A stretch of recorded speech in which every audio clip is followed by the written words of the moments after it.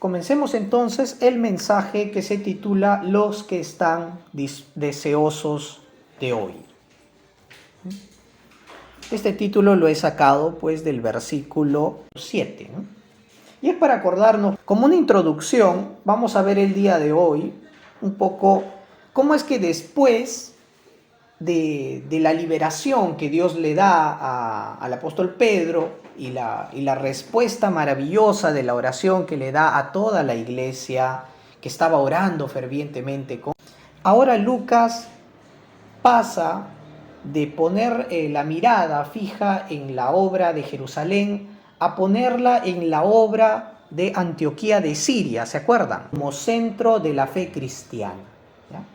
Ya 13, 14 en adelante se va a basar en cómo es que la iglesia va a mandar misioneros, ¿no? En este caso al apóstol Pablo y Bernabé y después Pablo con otros hermanos. Comienzan enviándolos a las cercanías, en este caso a Chipre, ¿verdad? De donde es Bernabé. Y vamos a ver que ya las primeras misiones nos van a motivar a ir a lugares donde la palabra de Dios necesita ser proclamada porque hay gente que desea oír. Bien, vamos a comenzar y el día de hoy vamos a ver 2 puntos. Vamos a ver primero estos misioneros y esta iglesia que está orando por las misiones son las personas deseosas de hablar.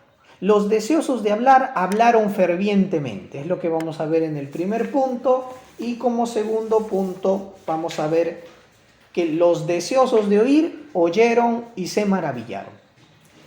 Y esto se va a cumplir en nuestra vida, hermanos, a medida que testificamos el evangelio y que salimos juntos a evangelizar. Bien, vamos a comenzar entonces el primer punto. Los deseosos de hablar hablaron fervientemente. Versículos del 1 al 3. Había entonces en la iglesia que estaba en Antioquía profetas y maestros, quienes estaban Bernabé, Simón el que se llamaba Níger, Lucio de Cirene, Manaén el que se había criado junto con Herodes el tetrarca y Saulo. Ministrando estos al Señor y ayunando, dijo el Espíritu Santo: apartadme y a Bernabé y a Saulo para la obra a que los he llamado. Entonces, habiendo ayunado, oraron y les impusieron las manos y los despidieron. En la iglesia de Antioquía se había levantado un liderazgo capaz y edificante para la congregación. Y cuando se menciona que aquí en estas iglesias habían profetas y maestros, eso nos habla de que cada iglesia local, cada iglesia tiene que tener estas 2 cosas. Tiene que tener maestros o pastores que enseñen y prediquen la palabra de Dios, y tiene que haber servicio, culto y enseñanza. Entonces, esto es algo muy esencial. Si una iglesia dice que es iglesia y no se enseña la palabra de Dios, no hay estudio bíblico, no hay predicación de la palabra del Señor, no hay culto, es muy probable que no sea iglesia, ¿no? Porque hay gente que dice: ¿a qué vas a la iglesia? Yo voy a cantar nada más. Entonces, ¿será el canto algo único nada más? Es una parte de la liturgia que tenemos, sí. Pero lo esencial es que tiene que haber enseñanza y tiene que haber un liderazgo ahí. Bien, y eso lo vemos aquí, ¿no? En Antioquía habían profetas y maestros, y estos, dice el versículo 2, ministrando estos al Señor y ayunando. ¿Se dan cuenta? Y acá el ministrar se refiere pues a dar culto, se refiere a la enseñanza. Entonces queda claro esta parte. Y es por eso que el fundamento doctrinal de la iglesia, es decir, la iglesia es conducida, ¿en qué? ¿Descansa sobre qué? Sobre la enseñanza apostólica. Lo que Jesús enseñó a los apóstoles se han encargado de enseñarlo, y los pastores, maestros, están transmitiendo esta revelación como la doctrina esencial de la iglesia. Esto es algo que la iglesia de Antioquía estaba aprendiendo y ya estaba haciendo, ¿no?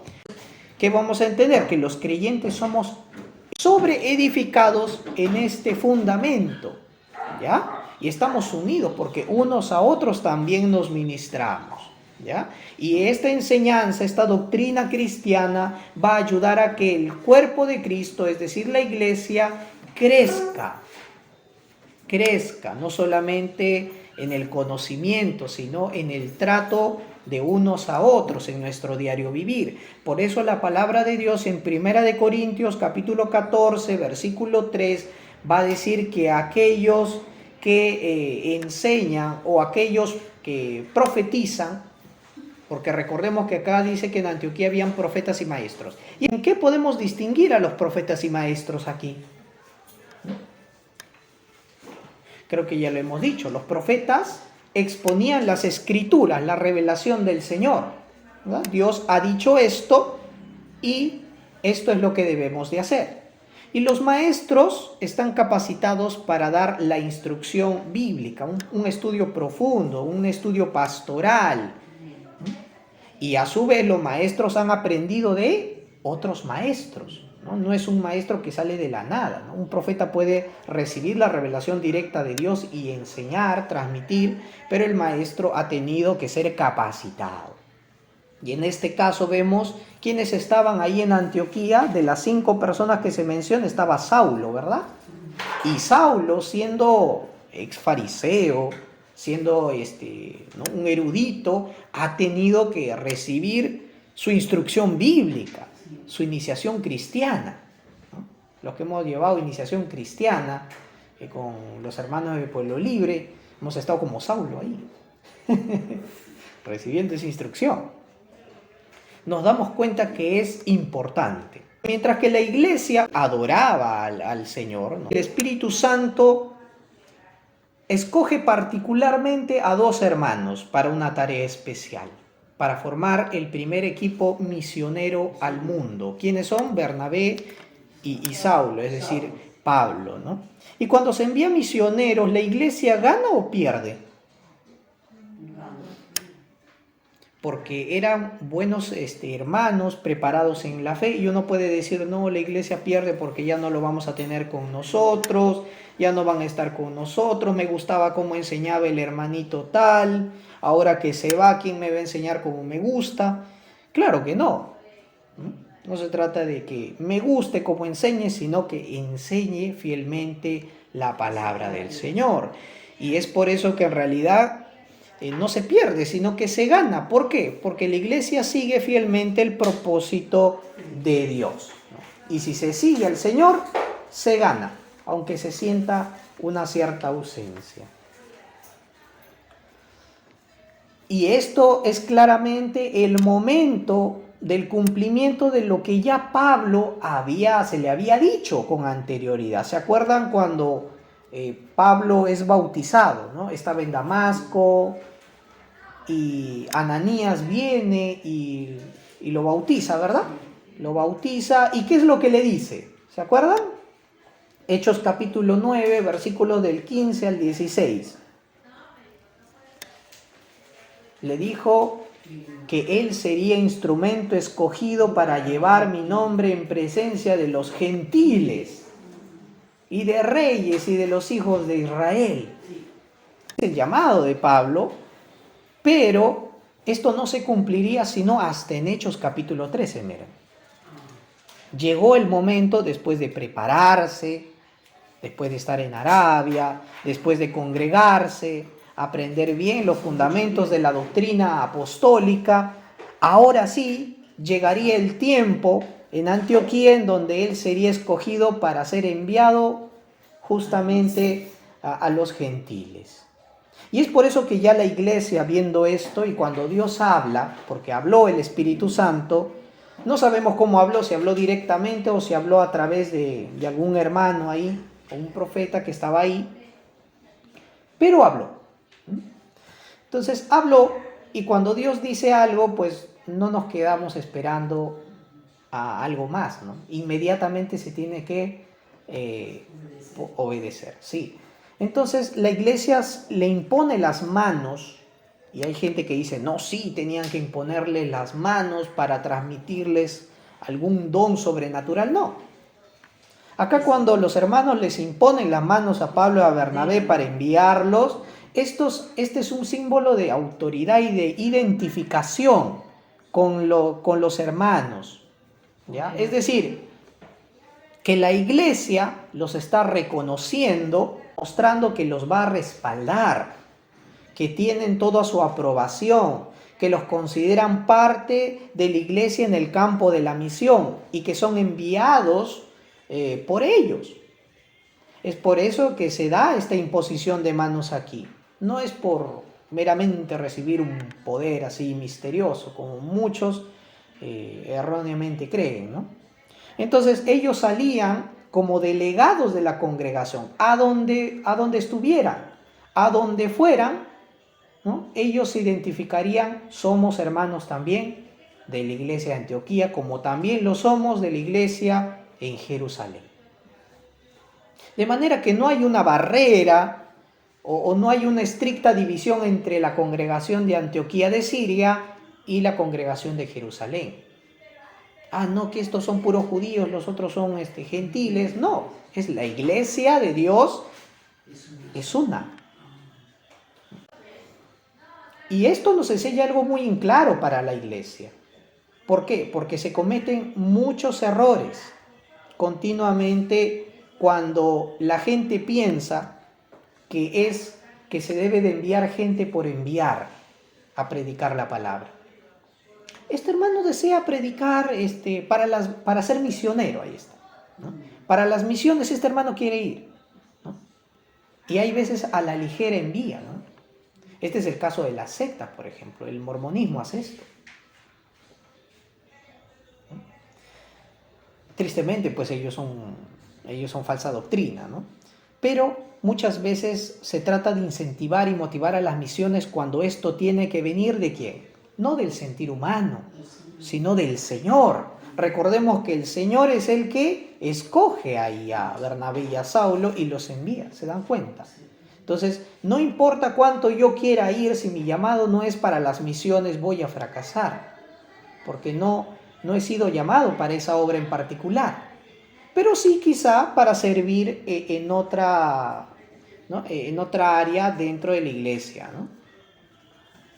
Por eso no todos somos misioneros, no todos son pastores, ¿no? Pero todos somos llamados a servir en el don que Dios nos ha dado, ¿ya?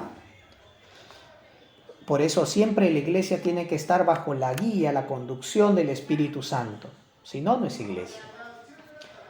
Ahora, vemos aquí que el Espíritu Santo es el espíritu de la misión prácticamente. Las misiones evangelísticas así son impulsadas por el Espíritu Santo, no por meras organizaciones. Porque vemos aquí, primero, es el Espíritu Santo que ha reunido a los salvos en iglesias locales en cada región del mundo para que adoren a Dios. Segundo, vemos que es el Espíritu Santo quien ha repartido dones a sus miembros, cada uno, y los ha puesto como autoridades, líderes, para servir y para enseñar en una congregación. ¿Quién es el que da el don espiritual?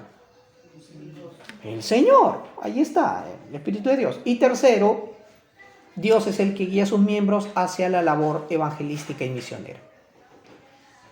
El Espíritu es el espíritu de la misión. Ahí está. Muy bien, y para eso tenemos que orar. Y segundo, que vamos a ver aquí mismo dentro de este primer punto, es la universalidad del Evangelio, hermanos. ¿Por qué? Porque cuando leemos a estas personas, estos líderes, profetas y maestros reunidos, vemos que no todos vienen de un mismo lugar. Vemos, a ver, ¿quiénes eran estos? Primero Bernabé. ¿De dónde venía Bernabé? ¿De Jerusalén? Era de Chipre. Era de Chipre, de la islita de Chipre, cerca de Antioquía de Siria, ¿ya? Y era muy amado por la iglesia, miren, él aunque era de Chipre, se congregaba en Jerusalén, y después se congregaba en Antioquía. Vemos ahí a Simón, ¿ya? A Simón, el que se llamaba Níger. Y hay que entender aquí, esta palabrita Níger era un sobrenombre, así como le pusieron a Bernabé, ¿ya? Y níger significa negro en latín. Puede parecer un un poco discriminador, pero no es así. Obviamente por su color de piel lo apodaron así, ¿no? Él era judío, ¿ya? Era judío, pero nos damos cuenta aquí que quizás no se han dado cuenta de quién era este Simón. Este Simón aparece en los evangelios. Simón, el que se llamaba Níger, era muy posiblemente el que ayudó a cargar la cruz de Jesús. Él, entonces, imagínense, él llegó a ser uno de los maestros ahí en Antioquía. ¿Ya? Y no solamente él, sino también su familia llega a convertirse al cristianismo. Eso lo podemos ver en Marcos 15, 21, Alejandro y Rufo, y Romanos 16, 13, que habla de su esposa. Entonces, vemos ahí toda su familia estaba en la fe. Vemos también Lucio de Cirene, que probablemente venía del norte de África. Vemos ahí a Manaén, y nos llama la atención Manaén porque nos dice el texto que él fue criado de niño con Herodes Antipas. Sí, el tetrarca de Galilea era Antipas, Herodes Antipas. Y veamos cómo es la elección del Señor aquí, que Herodes Antipas se perdió, pero Manaén, que a pesar de haber sido criado junto con Herodes, llega a creer, llega a entregar su vida a Jesús. Y a pesar de conocer ahí a la aristocracia, y es muy probable de que Manaén haya sido una de las fuentes que Lucas usó para escribir en el Evangelio de Lucas acerca de Herodes Antipas. Porque notamos que Lucas dice, después de haber investigado arduamente, te escribo esto, oh Teófilo, ¿verdad? Entonces, ¿a quién creen que preguntó acerca de Herodes Antipas? A Manaén. Manaén, hermano, dime, ¿cómo pasó? ¿Cómo era Herodes? ¿No? ¿Cómo era Antipas? ¿No? Y posiblemente eso le sirvió como fuente también. Nos damos cuenta, hermanos, cómo es el Señor. Por eso en Juan 1 nos habla de que uno no es hijo de Dios porque ha nacido o ha estado o convive con familia cristiana. Uno es hijo de Dios por elección de Dios. Y por último vemos a Saulo, ¿no? Quien es después vemos como el apóstol Pablo. Y Saulo obviamente venía de Saúl, ¿no? Era su nombre hebreo, ¿ya? Y él tenía como 3 nombres. Se conoce 2 nombres de él nada más. Es Saulo Paulo. ¿De dónde venía? De Tarso, ¿ya? Tarso de Cilicia. Él venía de ahí, era un ex rabino, ex fariseo y apoyo de Bernabé en la obra de Antioquía. De manera que vemos cómo es que el liderazgo de la iglesia o los miembros de la iglesia estaban formados por gente de varios lugares. Gente que si tú los reunirías posiblemente ni se llevarían bien, pero tienen una cosa en común, Cristo. Tienen en común su fe en el Señor Jesucristo y el llamado a la enseñanza y a las misiones. ¿Nos damos cuenta? Y aquí vemos claramente el ejemplo de cómo es que la influencia unificadora del cristianismo se abre de manera universal. Es para todos. Por eso si alguien dice que el cristianismo es racista o discriminador, no ha leído el libro de los Hechos, no ha leído los evangelios, no sabe de lo que habla. Al contrario. Entonces, vemos de muchos lugares, de muchos pasados, distintos trasfondos. Imagínense, ¿no? Cómo Simeón, el que se llamaba Níger, le hubiera contado, ¿no? Yo no quería, pero me hicieron cargar la cruz de Jesús, ¿no? Saulo, yo no quería, yo perseguía a la iglesia, pero estoy acá, imagínense. Entonces, todos, ese testimonio transformador, y cómo es que el Señor no hace acepción de personas cuando escoge, sino que acepta a todo aquel que tiene fe en Él. Entonces, ¿cuántos de nosotros, a pesar de ser un solo cuerpo, no tenemos muchos testimonios y vidas diferentes? A pesar de tener diversos puntos de vista, somos de un solo espíritu y de un solo Señor, a quien nosotros le debemos todas las cosas. ¿Sí? Ahora, como segundo punto, vamos a ver, los deseosos de oír, oyeron y se maravillaron. Versículos del 4 al 12. Y vamos a ver primeramente aquí la predicación en la sinagoga de Salamina en Chipre, ¿ya? Versículos 4 al 5. Vamos a ver un poquito de Salamina. Salamina era un puerto en la costa este de Chipre, hermanos. El centro era un centro de comercio también de los mercaderes de Cilicia. Venían a comerciar de Sitia, Fenicia, Egipto. Comerciaban todo tipo de productos: lana, vino, granos, aceite de oliva, muchas cosas, hermano. Entonces era un centro de movimiento también. Y obviamente los judíos también llegaban a esos lugares debido a sus negocios, debido a que también ahí se estableció una sinagoga. Recordemos que esto de las sinagogas apareció en el periodo intertestamentario, ¿ya? Como reunión de culto después de que el templo fue destruido. Entonces, en lugares remotos, en todas partes comenzaron así casas, centros, lugares de reunión. Esas eran las sinagogas. Y qué mejor que una sinagoga donde tú entrabas, ¿no? Si eras prosélito, si eras judío, podías entrar libremente, escuchar, y también te invitaban a participar en el podio, a que tú compartieras algún mensaje o algo acerca de las Escrituras. Era muy abierta al diálogo las sinagogas. Y era el lugar propicio para que Bernabé y Saulo predicaran las buenas nuevas. Entonces ellos no desaprovecharon esa oportunidad. Y esto era lo que el Señor Jesús hacía, hermanos, durante sus 3 años en el ministerio. Por ejemplo, Mateo 9, 35 al 38 nos dice que Jesús recorría todas las ciudades y las aldeas enseñando en las sinagogas de ellos y predicando el evangelio del reino y sanando toda enfermedad y toda dolencia en el pueblo. De manera que vemos qué es lo que hacía Jesús. Enseñaba y predicaba. Vemos ahí, predicador y maestro. Y como vemos, el evangelio tiene un impacto de sanidad, porque había sanidad ahí. En el lugar donde nos reunimos y escuchamos la palabra del Señor, nuestro corazón comienza a ser sanado. No lo vemos, pero comienza a ser sanado. La palabra es viva y es eficaz. Ahora, Lucas, quien escribe estos sucesos, no nos dice cómo les fue en la sinagoga de Salamina, si tuvieron éxito, si fracasaron. No nos lo dice. Él continúa la narración. Pero nosotros podemos confirmar en que lo cierto es que ellos predicaron, enseñaron en la sinagoga de Salamina. Esto nos dice, hermanos, de que la semilla del evangelio fue plantada. ¿Quién se encarga de hacerla crecer? El Señor. Entonces, y sabemos que el Señor no da palabra en vano, lo que es muy probable de que de ahí también hayan salido algunos creyentes y discípulos a quien Dios añadía a su iglesia, ¿no?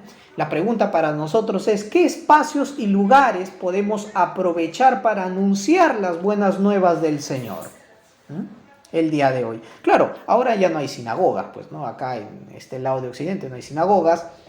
Pero ¿qué lugares de reunión podemos aprovechar para hablar de Jesús? Por ejemplo, cumpleaños, los quinceañeros, podemos aprovechar los bautizos, ¿no? Porque te invitan y tú eres un conocido, estás celebrando y siempre invitan a alguien, ¿no? A los amigos cercanos, a dar algunas palabras, ¿no? Queremos que tú nos compartas algo, ¿no? Algunas palabras, o los matrimonios, por ejemplo, y te dan y te suben al podio y te dicen algunas palabras en este evento, porque saben que tú eres una chica bien portada, un chico bien portado, ¿no? Y quieren escuchar un poco de ti, felicitación. O incluso tú aprovechas y dices: yo quiero darles una palabra, ¿no? Y aprovechas ese minuto que te dan nada más. Ya tú de antemano, sabiendo de que te han invitado, has preparado pues tu hojita, ¿no? 1 minuto exactamente con cronómetro que te ha alcanzado. y comienzas a hablarles de las buenas nuevas de Jesús, encauzado al tema, sea bautizo, matrimonio o cumpleaños. Dios nos manda a aprovechar esto, ¿ya? Y vemos de que ellos no fueron solos, sino que fue Bernabé, Saulo y su ayudante. ¿Quién fue con ellos?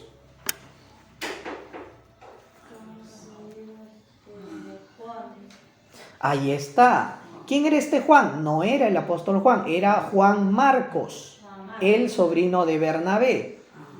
Así que Bernabé dijo, no solamente vamos, sino que acá hay un creyente, hay un discípulo que nos puede ayudar, ¿no? Mi sobrino, ¿no? Faltable mi sobrino. Vamos, sobrino. Y fue con el sobrino, Juan, que tenía por sobrenombre Marcos, que fue para ayudante. ¿En qué posiblemente les ayudó Juan Marcos? En instruir a los nuevos conversos acerca de Jesús. ¿No? Fue de gran ayuda. Ahora, y no solamente eso, hermanos. Tener ahí con ellos a Juan Marcos era muy importante para el testimonio del Evangelio. Porque Pablo pudo haber dicho, el Señor se presentó con una luz resplandeciente y me habló. Bernabé pudo haber dicho, sí, yo creí en la enseñanza apostólica. Pero hermanos, Juan Marcos fue testigo de la vida de Jesús. Él escuchó de primera mano, él vio la obra de Jesús. De manera que llevar a Juan Marcos era vital para confirmar el testimonio de los misioneros. Y eso es lo que Marcos después hace, escribiendo el Evangelio de Marcos. Ahí está, lo tenemos en nuestras Biblias. Y continuando esta obra, ya versículos del 6 hasta el 12, vamos a ver el poder liberador del Evangelio, hermanos, porque continuaron, ¿no? Ya predicaron en la sinagoga, dijeron, ya vamos a seguir continuando. Y de Chipre, que era una provincia imperial bajo jurisdicción del Senado romano, en ella estaba a cargo el gobernador Sergio Paulo, ¿ya? Sergio Pablo prácticamente, ¿ya? Y ellos lo que tuvieron que recorrer para llegar hasta Pafos fue 200 kilómetros, desde la costa este hasta la costa oeste. Pafos era una ciudad que también pues estaba bajo el culto idólatra, ¿ya? A quien se adoraba ahí pues era fuerte el culto a Afrodita o a la diosa Venus, que era la misma figura, ¿ya? La diosa del amor. Y el predicador Spurgeon nos va a hablar acerca de esto, ¿ya? Y quiero citar a Spurgeon para que nos demos una idea.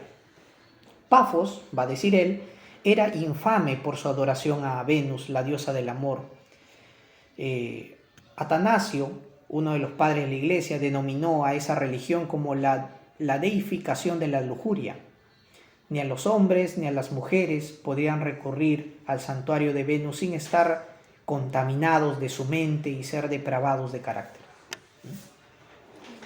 Vemos que la situación de Pafos era muy contaminada. Y a esa región fueron. A esa región llegaron y como es de esperarse, estaba bajo la autoridad de Sergio Paulo. Y esta persona, miren, como podemos ver ahí, tenía como asistente y como pues ahí un consejero a un falso profeta que era mago, ¿no? Bar Jesús. Ahora, la pregunta aquí es ¿por qué, no? Porque en aquel tiempo las figuras de renombre, autoridades, hasta emperadores, eran muy inclinadas al ocultismo, al esoterismo, a las cosas supersticiosas, ¿ya? Incluso ahora vemos figuras de la TV, modelos, periodistas, famosos, influencers, gente que dice que tiene su brujita, su brujito, su chamán, su consultor, ¿no? Para la limpia, para cosas, y son gente, ojo, y son gente no solamente que de la farándula, son gente estudiada. Hay gente de la política que está metida en el ocultismo, ¿no? Y que cree fielmente en eso. Entonces, Sergio Paulo, déjenme hablarles un poquito acerca de él. Él no era solamente alguien que le gustaba lo supersticioso, que creía en eso. Sergio Paulo era una persona ilustrada, era una persona autoridad en ciencias naturales, era miembro de la Comisión Imperial de la Regulación de Tíber, entendido en filosofía, en letras. O sea, Sergio Paulo no era solamente un supersticioso, era una persona que leía, instruida. Era una persona que podemos decir que le gustaba buscar la verdad de la vida, la verdad de las cosas. Y es por eso que él estaba abierto a escuchar filosofías, ideas, posturas. Y como le parecía algo creíble lo que profesaba o decía decir Bar Jesús, este falso profeta, entonces lo aceptaba. Y era uno de sus más resaltantes, ¿no? Lo que era más acepto a él, ¿no? La versión de las Américas, en la Reina Valera no podemos notarlo mucho esto, pero en otras versiones sí, ¿ya? Porque en la Reina Valera del 60 va a aparecer de que el procónsul Sergio Paulo dice, el versículo 7, varón prudente, ¿verdad? Y podríamos decir, esta persona era prudente, ¿no? Pero cuando nos vamos a la versión de las Américas o a la versión Dios habla hoy, nos va a decir que era un varón inteligente o de gran entendimiento. Esta persona es erudita, ¿no? ¿Ya? Es por eso que le gustaba consultar poetas, teólogos, acerca de las ciencias, ¿no? Y claro, no se resistía a escuchar acerca del mensaje del Evangelio, porque cuando llegan Pablo y Bernabé a hablarles acerca de Jesucristo, de la salvación, del perdón de pecados, él desea escuchar también este mensaje. Como mucha gente hoy en día. O sea, yo no me opongo, ¿no? Pienso que la verdad o la religión de cierto modo es buena, por eso yo no me peleo con nadie y deseo escuchar, ¿no? Y así hay un montón. Y nuestro deber es anunciarles la buena nueva, no convencerlos a la fuerza, porque sabemos que el que convence es el Espíritu de Dios, quien habla al corazón y los muestra su gran pecado. Y nos podemos preguntar, ¿cuánta gente que conocemos nosotros, que es buscadora o impaciente, quiere buscar la verdad, respuestas a la vida, tiene un alma ansiosa y que está cerca a ti y tú le puedes hablar de Jesucristo? Aprovecha esa oportunidad para presentar al Cristo de la Biblia, para presentar ese Cristo que Pablo y Bernabé predicaron. Quizás no seas apóstol, no seas profeta, no seas uno del primer siglo, pero el Espíritu de Dios que estuvo con ellos está contigo hoy, ¿ya? Y quizás se te acerquen primero a ti por solamente oír lo que puedas decir, o esperando alguna buena respuesta que le agrade o le apacigüe el corazón o su sentir acerca de la vida, o que satisfaga su curiosidad intelectual o sus dudas. Pero nosotros debemos de hacerlo confiando en que Dios es poderoso para tener, y también bueno en tener misericordia, y hacerlo permanecer por amor a Cristo Jesús. Es posible de que les hayamos explicado, ¿no? Y así como los enviados, Bernabé y Saulo, no nos aparece, pero ¿cómo es posible de que Sergio Paulo les haya preguntado, ¿verdad?, acerca de la verdad de las cosas, de la vida? Y es posible que ellos les hayan presentado al Cristo bíblico. ¿Quieres tener conocimiento y verdad de las cosas divinas que son desconocidas al hombre, pero que Dios ha revelado por su misericordia?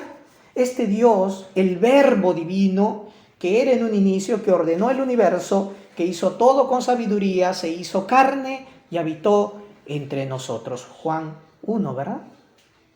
Este es Jesucristo. Nosotros fuimos creados para gloria y alabanza de su nombre. Es posible que le dijeran, nosotros pecamos, despreciamos su amor en un inicio y sufrimos mucho hasta que creímos en él, en que somos liberados de toda idolatría, de todo pecado, de toda arte oculta, de toda hechicería. ¿Para qué? Para ahora caminar con Él en una nueva vida, guiados por su Espíritu Santo. Es posible que ellos le hayan explicado este evangelio a Sergio Paulo, pero debemos saber esto. El texto bíblico nos dice que nosotros no debemos de confiarnos, porque así como el evangelio avanza, Satanás no descansa, sino que se presenta siempre gran oposición al evangelio. Y vemos que cuando aquí sale a escena, inmediatamente Sergio Paulo quería escuchar acerca de ellos, y ¿quién comenzaba a oponerse y obstaculizarlo?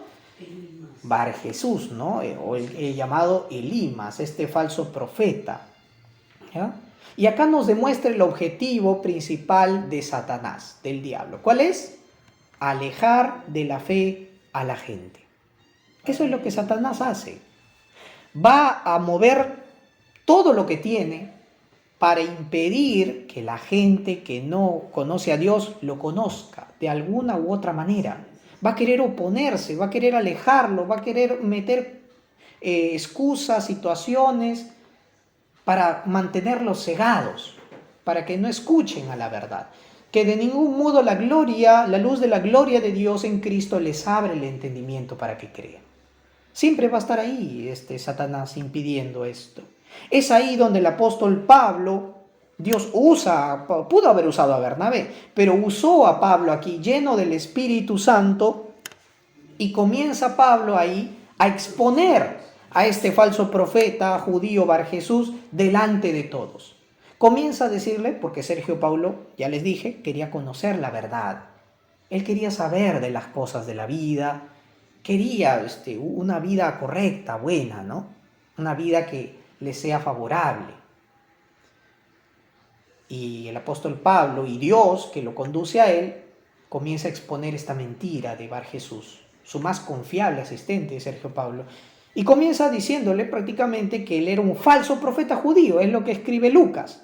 ¿Por qué? Porque es un falso profeta judío, porque engaña por lucro o interés. Pues ninguno de los profetas de Dios actuó por lucro.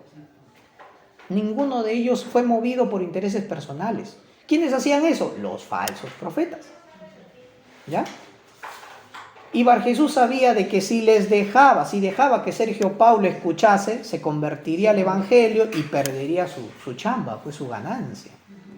Cobraba por revelación, seguro. Y también se nos dice que se llamaba Elimas, ¿no? Esta palabra Elimas significa mago o hechicero, ¿ya? Él prácticamente mezclaba, seguro, algunas creencias judías con prácticas esotéricas que eran contrarias a la fe bíblica, ¿ya? Es aquí, versículo 10 nos dice, Pablo, ¿qué le dice?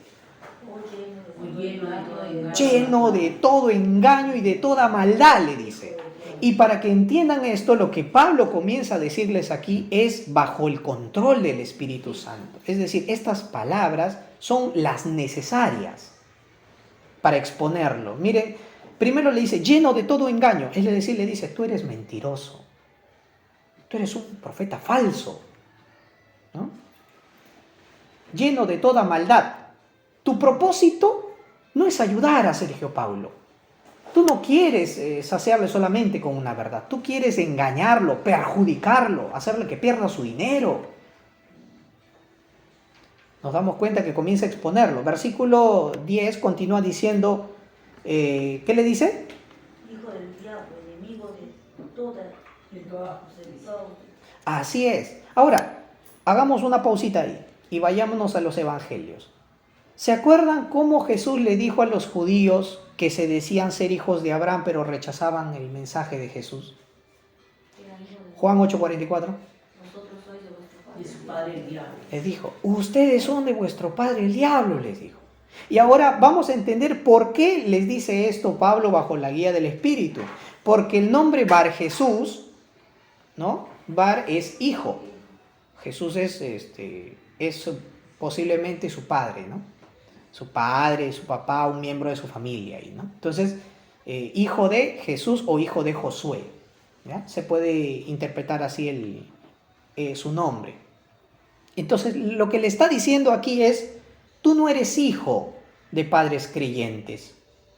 Realmente tú no eres hijo de una familia creyente judía. tú realmente lo que eres hijo del diablo. Tú no sigues la fe cristiana, tú no sigues la fe bíblica, la fe del pueblo de Israel, tú sigues la fe del diablo.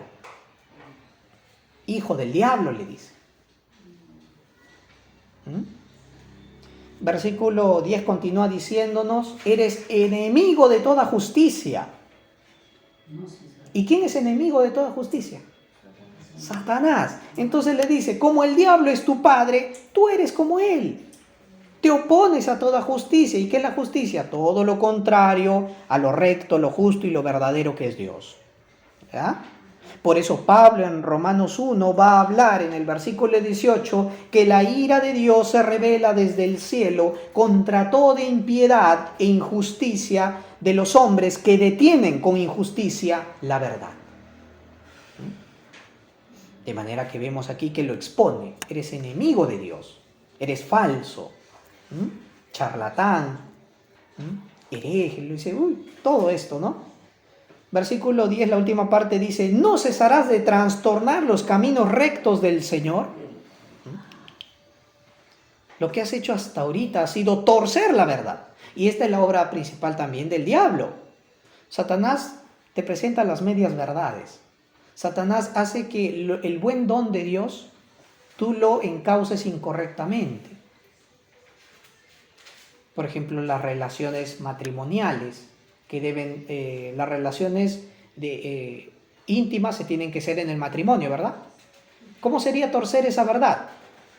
Tener relaciones fuera del matrimonio. Así sería. ¿Qué sería? La infidelidad. Y así. Nos damos cuenta de que cada aspecto de la bondad de Dios en nosotros, Satanás se va a encargar de torcerla. Nuestra orientación de género, todo eso. Y de esta manera trastorna los caminos rectos del Señor. Y lo siguiente que viene, el versículo 11, es que Dios a través de Pablo emite un castigo por esta mala obra. Le dice, quedará ciego temporalmente. Por un tiempo, le dice, ¿verdad? Pero ¿por qué no lo dejó ciego? Muchos nos estaremos preguntando. Y es aquí donde posiblemente el apóstol Pablo se haya sentido identificado, le vengan recuerdos. Porque se acuerdan ustedes de que él antes pensaba que veía claramente la voluntad del Señor y que la voluntad era detener a estos del camino, estos cristianos. Cuando se da cuenta que desde que fue tumbado del caballo, se encontró con Cristo de camino a Damasco, quedó ciego. Quedó ciego durante ¿cuántos días? 3 días, creo, ¿no? 3 días. Hasta que recuperó la vista cuando fue enviado a Ananías por la voluntad de Dios, y Dios tuvo de él misericordia. Y así Dios muestra su misericordia para con este ciego espiritual Bar Jesús. Mucha gente así, hermanos, anda ciega en la oscuridad de las falsas doctrinas, diciendo que tienen la verdad de Dios, pero no quieren someterse a ella.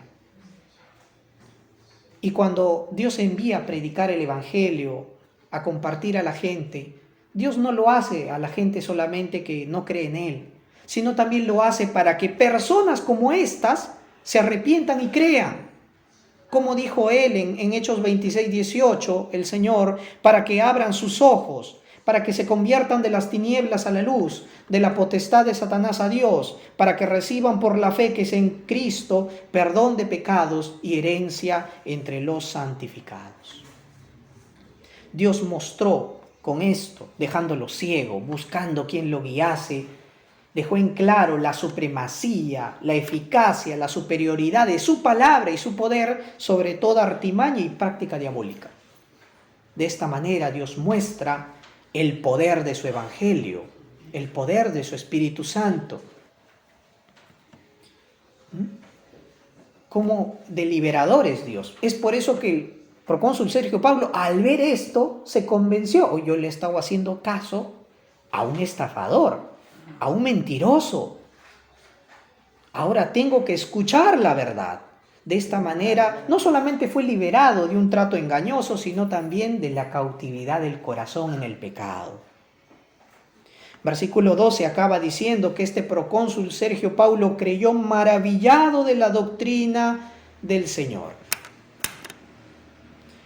Y ya vamos a ver que a partir de este momento ya no veremos aquí a Saulo de Tarso, sino a Pablo. Y muchos podemos decir, pero ¿por qué? ¿No? Él se llama Saulo Pablo y normal seguiría siguiendo Saulo, pero ¿por qué decidió llamarse más como Pablo, su nombre romano, que su nombre hebreo? ¿Por qué? Es muy probable por este acontecimiento, porque aquí es donde Dios ya confirma a Pablo su misión de abrazar su llamado como apóstol de las naciones, como su apostolado a los gentiles. Esa fue su labor. Y ya, ¿no?, asintiendo a eso, él se llama Pablo a partir de ese momento en adelante, para ser más conocido también por los hermanos gentiles. Bien, queridos hermanos, hasta aquí hemos visto entonces que si hay gente deseosa de oír, tiene que haber gente deseosa de hablarles y de hablarles con un corazón ferviente. Quizá no dispongamos de toda nuestra semana para ir y salir y predicar, pero aprovechemos cada oportunidad que se nos dé para anunciar a Jesucristo a las personas. Confiemos en que si hay una iglesia local, hay un liderazgo que enseña y prepara para compartir este evangelio. Entendamos de que hay una universalidad. Dios llama a cualquier persona que Él haya escogido y despierte sus corazones por la fe. Y si hay gente deseosa de oír, tenemos que ir a ellos, sea el parque, sea la plaza, sea por la calle. Que el Señor nos permita tener este encuentro también como lo tuvieron Bernabé y Pablo. Y si quizás decimos, no, pero yo no puedo dejar ciego a un falso profeta hechicero, no hay necesidad de hacer eso. Estas eran las señales en el primer siglo para dejar consolidar la doctrina cristiana. Pero es el convencimiento del Espíritu al corazón de las personas que realmente salva y libera las almas. No es mi floro, no es mi palabrería, no son mis actos extravagantes. No, es solamente dar fielmente, con el poder del Espíritu de Dios, su mensaje. Bien, queridos hermanos, oremos. Amado Señor, te damos las gracias. Gracias, Padre Celestial, por esta enseñanza, por esta predicación. Ayúdanos, Señor, a ser personas que tengan un corazón ferviente de ir a anunciar tus buenas nuevas, de poder siempre hablar de tu nombre. Va a haber oposición, sí, en el mundo. No importa quiénes se opongan, tu mensaje los va a exponer. Tu sana doctrina puede salvar y sanar los corazones, las mentes de las personas. Pafos era una región que necesitaba mucho de esa sanidad, de vivir una vida correcta en sociedad, de ser libre de todas esas artimañas y trampas del diablo que los hacían conducir su vida a la perdición. Cómo has cambiado nuestras vidas y deseamos que nos sigas cambiando aún más hasta llegar a la madurez, a la semejanza del Hijo de Dios, al varón perfecto. Ayúdanos a caminar en santidad, ayúdanos a responder ese llamado del evangelismo. Oramos, Señor, en el nombre de Jesucristo. Amén.